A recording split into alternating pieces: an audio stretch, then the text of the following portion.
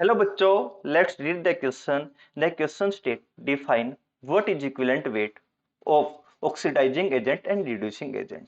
तो आपको equivalent weight बताना है ऑक्सीडाइजिंग एजेंट और रिड्यूसिंग एजेंट का, लेकिन उससे पहले एक बार देख लेते हैं ऑक्सीडाइजिंग एजेंट क्या होता है, रिड्यूसिंग एजेंट क्या होता है। राइट, देखिए ऑक्सीडाइजिंग एजेंट एक रिएक्शन से अगर मैं स्टार्ट करूं, मान लीजिए आपके पास एक रिएक्शन है जिसमें iron plus two oxidation state में FeSO4 रिएक्टिंग विद KMnO4। तो यहां पर आपका बन रहा है Fe2SO4 ट्राइस प्लस Mn2 पॉजिटिव। तो आप देख सकते हो आयरन की ऑक्सीडेशन स्टेट है प्लस 2। कैसे, अगर निकाल के दिखाना चाहूँ, आयरन के ऊपर मान लीजिए एक्स ऑक्सीडेशन स्टेट है, सल्फ ओके, और सल्फेट के ऊपर आपको पता है -2 चार्ज होता है, इज इक्वल टू 0। यानी एक्स आपका कितना आ जाएगा, एक्स आपका आएगा +2। सिमिलरली अगर आप यहाँ पर आयरन की ऑक्सीडेशन स्टेट निकालना चाहो तो आपको आयरन की ऑक्सीडेशन स्टेट को एक्स मान लीजिए, 2 आयरन है तो मैंने लिख दिया यहाँ पे 2x प्लस एक सल्फर के ऊपर -2 तो 3 के ऊपर -6 और पूरे कंपाउंड के ऊपर 0 चार्ज। इसको आप सोल्व कीजिए, x आ गया 3। तो यहाँ पर आप देख सकते हो आयरन हो रहा है आपका ऑक्सीडाइज, और जो भी स्पीशीज ऑक्सीडाइज हो रही है उसी को बोलते हैं रिड्यूसिंग एजेंट।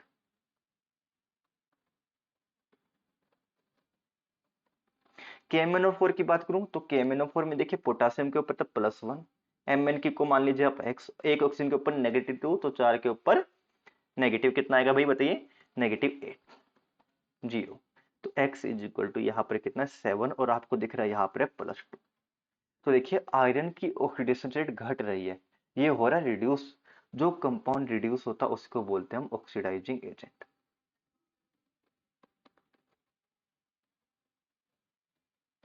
अब बारी आती है, आपसे पूछा क्या गया, आपसे पूछा गया इक्विवेलेंट वेट के बारे में बताओ भाई। तो देखिए सबसे पहले equivalent weight of oxidising agent की बात कर लेते हैं। Right, equivalent weight of oxidising agent. Oxidising agent क्या होता है, यहाँ पर KMnO4, यहाँ पर क्या है KMnO4, तो मैं ब्रैकेट में KMnO4 भी लिख देता हूँ। देखिए तो इक्विवेलेंट वेट क्या होगा, इक्विवेलेंट वेट होगा molecular weight divide by n factor. और इसको मैं अगर लिखना चाहूं ढंग से तो मैं लिखूंगा the weight of KMnO4, the weight of KMnO4 responsible for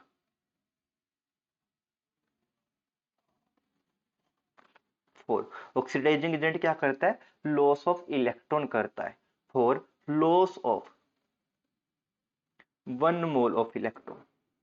okay, sorry not loss, that is gain, sorry क्या करता है, गेन ऑफ इलेक्ट्रॉन करता है, mistake, not loss of electron, gain of electron.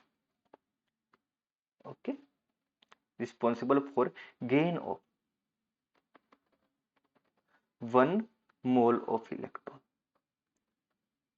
यानी कि equivalent weight is equal to equivalent weight of oxidising agent, यहां पर क्या होगा, is equal to molecular weight.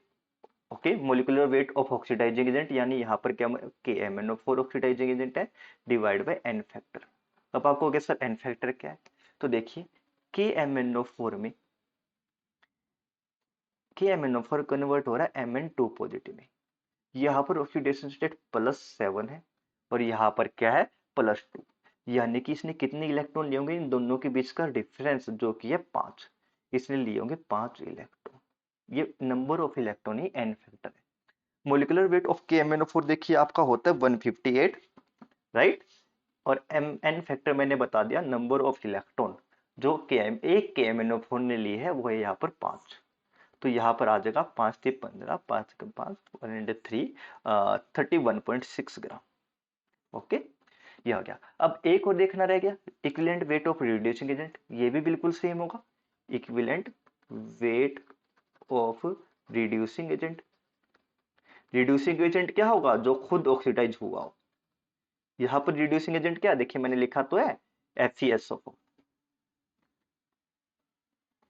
Okay, इसमें क्या होगा, रिड्यूसिंग एजेंट में क्या होगा, the weight of substance, the weight of substance responsible for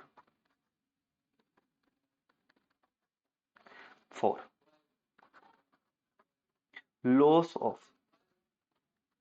1 mole of electron. यहां पर भी सेम, इक्विवेलेंट वेट किसके बराबर होगा, equivalent weight of reducing agent is equal to same molecular weight of reducing agent क्या है, FeSO4 divide by N factor. अब आप कहोगे एन फैक्टर किसके बराबर है, सिंपल भाई, यहाँ पर देखिए FeSO4 किस में कन्वर्ट हो रहा है, आयरन। FeSO4 में जो आयरन +2 में था वो हमने देखा +3 में कन्वर्ट हो रहा है, राइट, Fe3 पॉजिटिव में, यानी difference of oxidation state is just only 1। तो इसने कितना इलेक्ट्रॉन लॉस किया होगा, इसने लॉस किया होगा 1 इलेक्ट्रॉन, जितना डिफरेंस होता है उतना ही लॉस या गेन होता है, राइट। तो इसने लॉस किया 1 इलेक्ट्रॉन। ओके, तो एन फैक्टर इसका 1 है। मोलिकुलर मास इसका कितना है भाई, मोलिकुलर मास है इसका 152 डिवाइड बाय एन फैक्टर इसका 1। तो आपका आंसर कितना आ जाएगा, देखिए 152 ही आ जाएगा, राइट। तो ये आपका आंसर हो गया। Hope you understand well, happy learning and bye.